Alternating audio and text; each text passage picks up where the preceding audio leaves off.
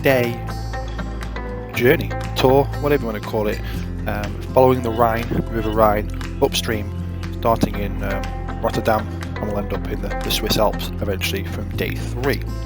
But here's day 1 of our flight, and the aircraft we're going to be using, because it's 200 nautical miles in day 1, and obviously we want to do some sightseeing here as well along the way. So we want a slower GA plane, so I'm going to take the Cessna 182, but you can fly whatever you like, and just remember though that you want to make it slower so we can see. Scenery wise, we're flying over the Netherlands and Germany, so Orbex Netherlands and True Earth is recommended, but it's not required, because we'll be flying out of the Netherlands. But if you have it, if you want to get it, by all means get it. That's what I'm going to be showing you in this flight. But to get the most out of the scenery, I do recommend you get Orbex Germany North and South, because all the airports are enhanced over the default ones. No further scenery is required after that. The time and the weather, I am going to change this as we go, so we're going to change it to 2 o'clock. We obviously want to look for real weather if possible, but if that's not suitable, it's cloudy, you can, for example, I've checked a really good weather day. Today is not too bad, but another good weather day is January the 31st, 2020, 10 o'clock local. Change your weather, active sky to that, and yeah, you'll be good to go. But in terms of the time, please set your local departure time for 1400, 2 in the afternoon, local Rotterdam time, and then we'll fly from there. As mentioned, we're going from Rotterdam.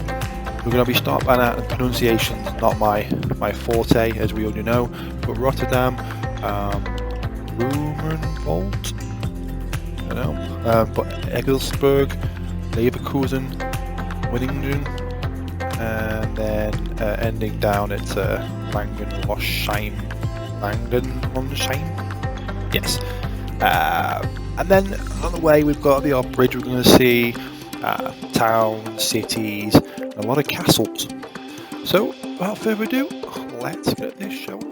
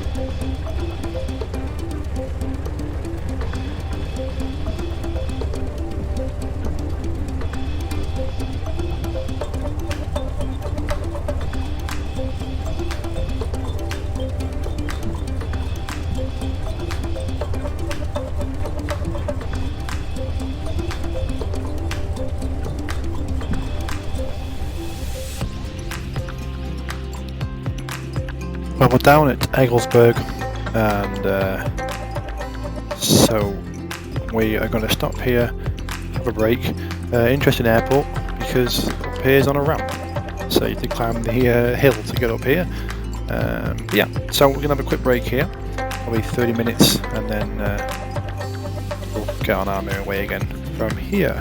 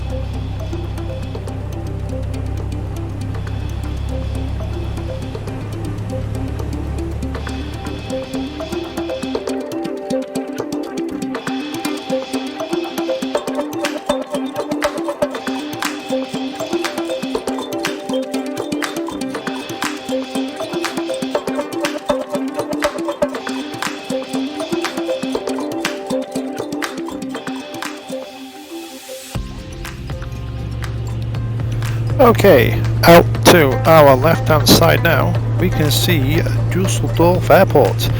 It is one of the international airports here in Germany with connection flights worldwide. It's ranking number 3 behind Frankfurt and Munich.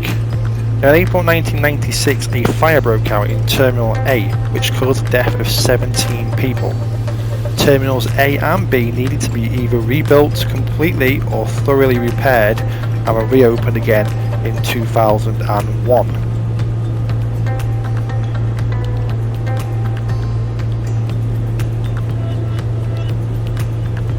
Then off in front of us is the city of Dusseldorf.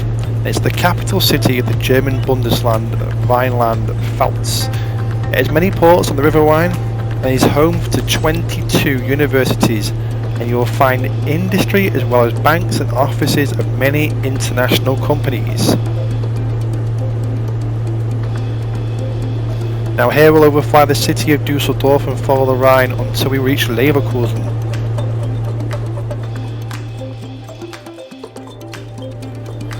Okay, just down there we can see Drachenberg Castle on the Drachenfels. The construction site below the ruins is not depicted in this, but neither is the privately owned castle on the lower level of the hill. Now his well-known hiking path up the ruins and even a little rack railway leads up to the summit, and it is the oldest rack railway in Germany still in operation.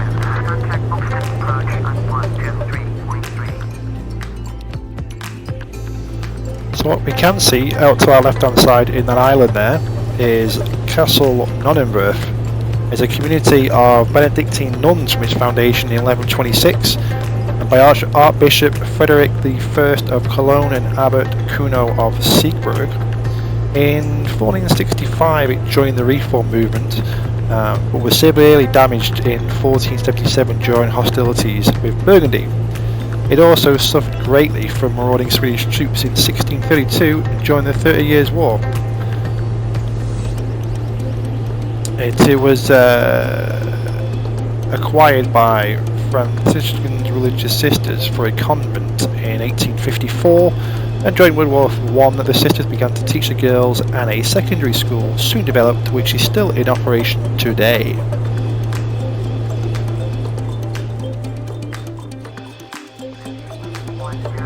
Okay, what you see over to our right side as we make this turn now and in front of us is the Lake, I don't know if I pronounced it right. It's a volcanic caldera lake with a diameter of 2 kilometers. The lake is oval in shape and surrounded by high banks. The lava was quarried from millstones from the Roman period until the introduction of iron rollers for grinding corn. Now the lake has no natural outlet, but it is drained by a tunnel dug before 1170 and rebuilt several times since. It is named after Abbot Fulbert, an abbot from 1152 to 1177 who is believed to have built it. Okay, right next to the lake here is Maria Lake or Lake. and is a Benedictine abbey situated on the southwestern shore of the lake, near Andernach, in the Eifel region. Now, the abbey developed as a centre of study during the 12th century as 13th century abbots Albert and Theodore II, and is significant to the buildings and architectural decoration, including the monumental tomb of the founder. In common with most German Benedictine houses, it declined during the 14th century in terms of spiritual and monastic life, and tendencies which was reversed only in late 15th century under the influence of the reforming congregation. The consequent improvement in discipline led to a fruitful literary period in the abbey's history, prominent in which was Prior Johannes Utzbach. Although much of his work, both published and unpublished, survives, his chronicle of the abbey is unfortunately lost.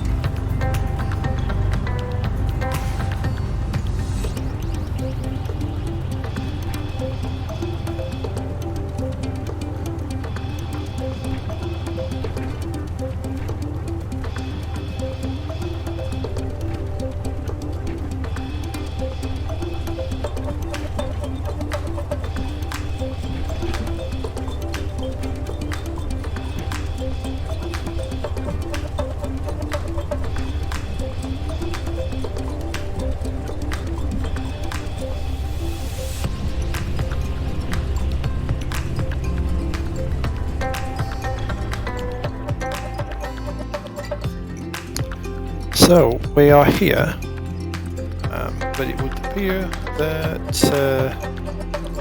yeah, these A2A aircraft are really difficult on the flare. They just want to bounce. Again, I'm getting a little bit too quick, but it just wants to bounce down the runway. And maybe I'm just going to be a bit too soft with it. I should just stick it.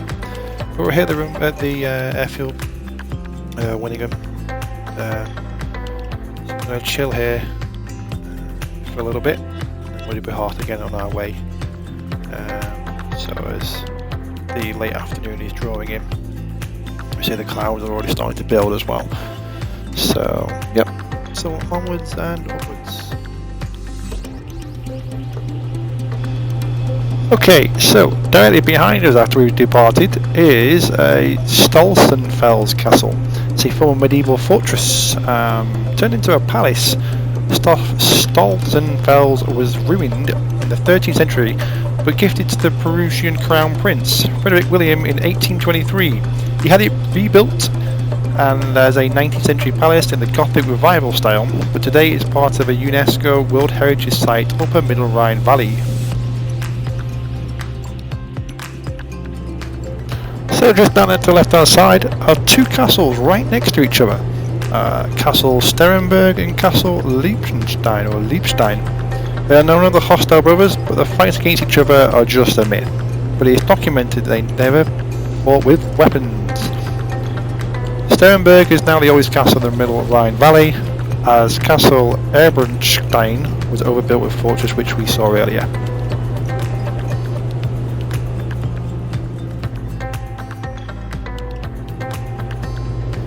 So just down there that we see is Castle Moos, and then shortly after will be Castle Rheinfels, and immediately after that is Castle Katz.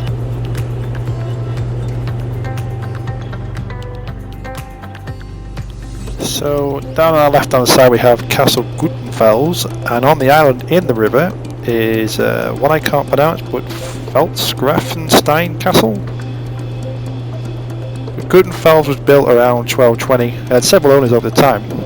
It was destroyed by It was destroyed, I should say, by Napoleon in 1806, and reconstruction began in 1889. The castle in the middle of the island is situated on an island in the river that served as a toll station. It was built used solely for a toll station and later as a signal station, and has never been inhabited, which makes it special. It was never destroyed, as can be visited even today.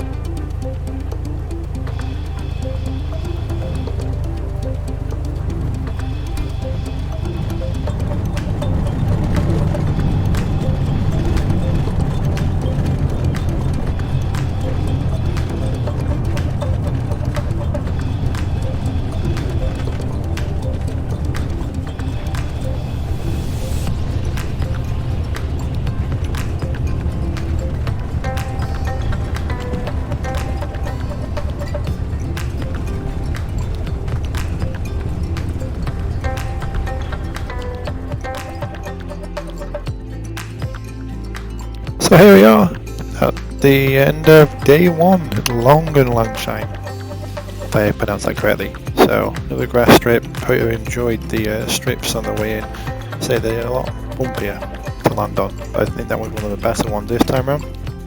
So we're going to stay the night in that caravan over there, and yeah, so this is our bed, camp, you name it, for the night. And tomorrow we continue up the Rhine.